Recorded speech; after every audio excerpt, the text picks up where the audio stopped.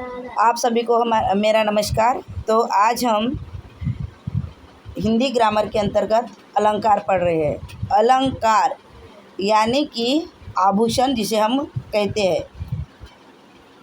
जिस प्रकार से एक स्त्री अपनी सुंदरता बढ़ाने के लिए अनेक प्रकार के आभूषण पहनती है, जैसे गहने पहनती है, तो वह बहुत आकर्षक दिखती है। उसी प्रकार से हम काव्य की शोभा बढ़ाने के लिए अलंकारों का उपयोग करते हैं। तो अलंकार शब्द अलम और कार से मिलकर बना है। अलम का अर्थ है भूषण, आभूषण, सजावट, अर्थात जो सजावट करे वह अलंकार है।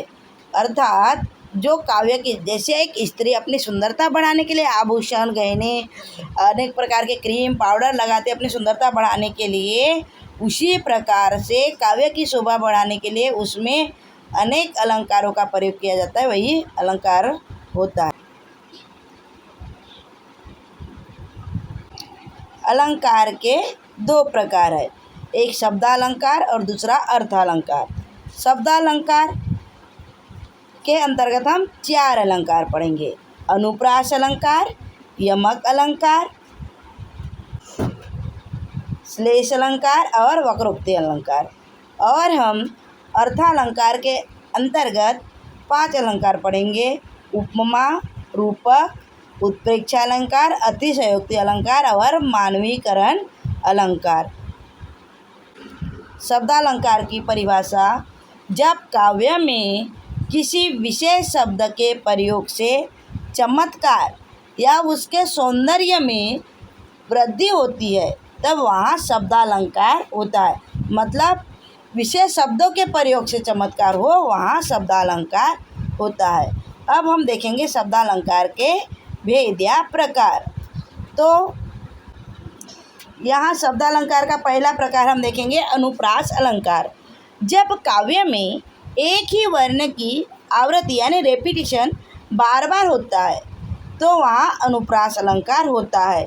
जैसे तरनी, तनुजा, तट्ट, तमाल, तरुवर, बहु, छाये। तो हम इसमें देख रहे हैं त यहाँ त शब्द यानी एक वर्ण की बार बार आवर्ती हुई है, इसलिए यह अनुप्रास अलंकार है।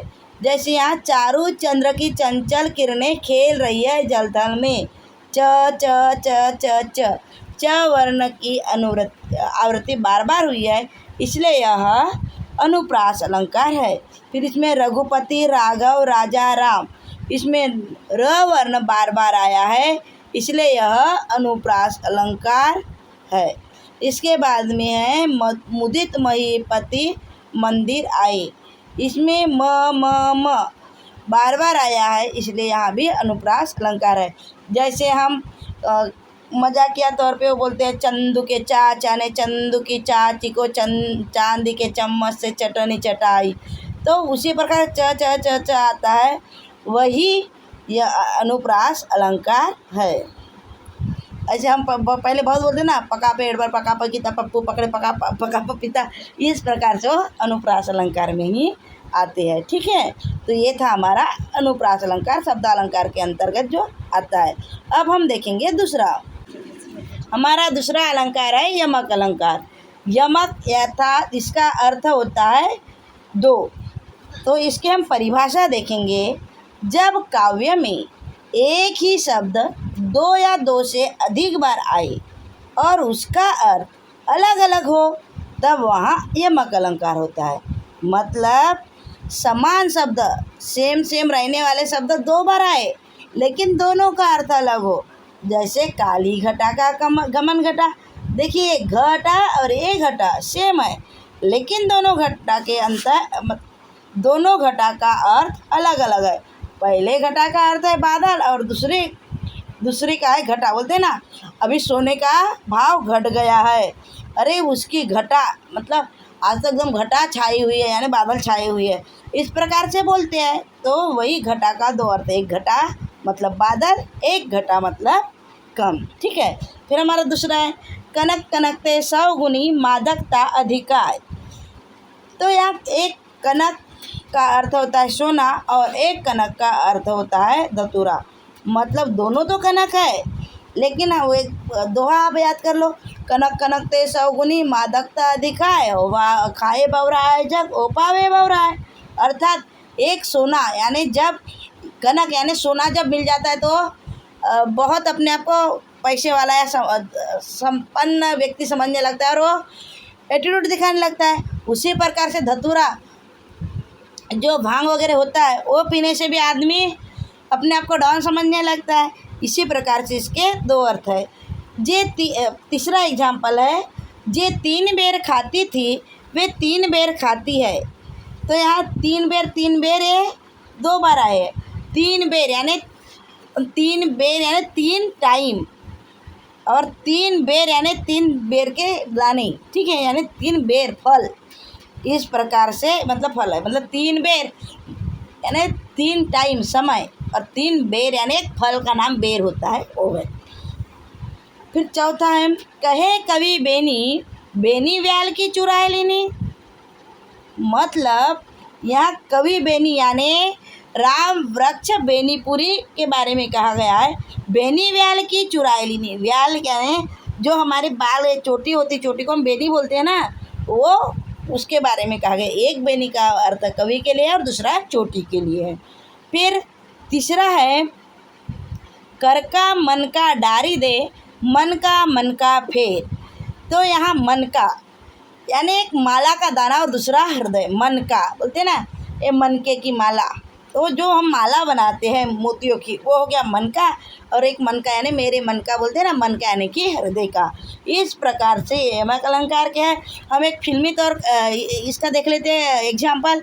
जैसे सजना है मुझे सजना के लिए, तो इसमें देखिए सजना सजना 2 बार आया है। सजना है मुझे सजना के लिए, तो एक सजना का अर्थ होता है प्रियतम या प्रेमी या पति, और एक सजना का अर्थ होता है श्रृंगार करना, मेकअप करना। तो यहाँ सजना सजना 2 बार आए हैं, लेकिन दोनों के अर्थ भिन्न है, अर्थात यह यमक अलंकार है। तो अब हम देखेंगे अपना तीसरा। तो शब्दालंकार के अंतर्गत हमारा तीसरा अलंकार है श्लेष अलंकार। श्लेष का अर्थ होता है चिपकना, मतलब एकदम क्लोज होना। तो जब काव्य में कोई शब्द एक बार आए किंतु उसके कई अर्थ निकले, तब वहाँ श्लेष अलंकार होता है। जैसे कोई एक ही शब्द के अनेक अर्थ, हमने यमक अलंकार में देखे थे कि वहाँ शब्द सेम 2 आ रहे थे, लेकिन समान शब्द होने के बावजूद उनके अर्थ अलग अलग थे। लेकिन श्लेष में क्या होता है, शब्द एक ही रहेंगे और एक ही शब्द के बहुत सारे अर्थ रहेंगे। चलो तो हम एग्जाम्पल के माध्यम से समझते हैं। पहला है हमारा, मधुवन की छाती देखो सूखी इसकी कलियाँ। तो यहाँ कलिया के 2 अर्थ है। खिलने से पूर्व की अवस्था, मतलब जब फूल बनने के पहले उसकी छोटी छोटी कली निकलती है, उसको हम कलियाँ कहते हैं। और यौवन से पहले की अवस्था यानी कली, हम वो जैसे छोटी बच्ची को बोलते हैं ना, फूल की कली लगती है आपकी बेटी, तो उस प्रकार से 2 मतलब है। फिर दूसरा है, मंगन को देख पट देत बार बार। पट यानी मांगन यानी मांगने वाले को देखिए, देखो हम दरवाज़ा लगा देते हैं ना, पट यानी किवाड़ बंद करना, और वस्त्र देना। पट यानी वस्त्र भी होता है। मंगन को देख पट देत बार बार यानी हम दरवाज़ा भी पटकते हैं, और कई लोग कपड़े भी दे देते हैं। तो इस प्रकार से ये पट का अर्थ 2 निकला, एक कवाड़ यानी दरवाज़ा और दूसरा वस्त्र। फिर तीसरा है, रहीमन पानी राखिए बिन पानी सब सुन, पानी गए न उबरे मोती मानुष चुन। तो इसमें पानी शब्द एक ही है, पानी शब्द, लेकिन इसके एक से अधिक अर्थ है। देखिए, एक पानी का अर्थ है मोती के अर्थ में, जैसे पानी गए न उभरे मोती। मोती जैसे पानी नहीं रहेगा तो मोती की चमक नष्ट हो जाएंगी, मोती किसी काम का नहीं रहेगा। मानुष यानी कि मनुष्य आत्मसम्मान, उसकी प्रतिष्ठा। बोलते हैं ना अपने बच्चे को, हमारे यहाँ पानी रखना, हमारे पानी हमारे पानी को हमेशा बनाए रखना ऐसे बोलते हैं ना, तो वही पानी शब्द मनुष्य के लिए प्रतिष्ठा के रूप में। और चून, चून यानी जो आटा होता है दाल का, चने की दाल का आटा, तो आटे के अर्थ में साधारण जल। यदि हमारे पास चून है, इसे हम बेसन बोलते हैं, कि आटा ही नहीं रहेगा तो उसका कोई उपयोग नहीं होता। इस प्रकार से यह हमारा श्लेष अलंकार यहाँ कंप्लीट हो। शब्दालंकार के अंतर्गत हमारा चौथा अलंकार है वक्रोक्ति अलंकार। वक्रोक्ति यानी वक्ता के द्वारा बोले गए शब्दों का, वक्ता यानी बोलने वाला, जो बोलने वाला कुछ बोलेगा और श्रोता यानी जो सुनने वाला है उसका यदि अर्थ अलग निकाल ले तो वहाँ वक्रोक्ति अलंकार होता है।